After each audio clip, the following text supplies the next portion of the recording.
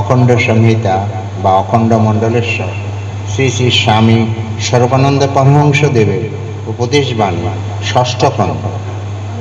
গায়ের জোরে সংযম হয় না।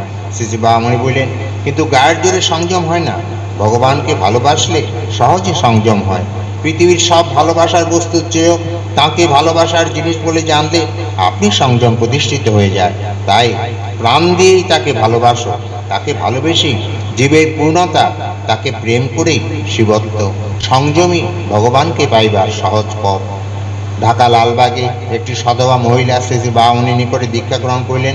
শ্রী শ্রী বাবামণি বললেন, দেখতে যারা জানে তারা ভগবানকে উচ্ছৃঙ্খলতার ভিতরেও দেখতে পায়, অসংযমের ভিতরেও দেখতে পায়, কিন্তু সংযমের ভিতর দিয়ে ভগবানকে যত সহজে লাভ করা যায়, স্বেচ্ছাচারিতার ভিতর দিয়ে তত সহজে লাভ করা যায় না।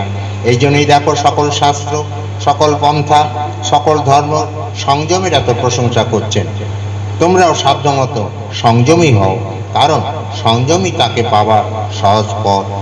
হরি ওম।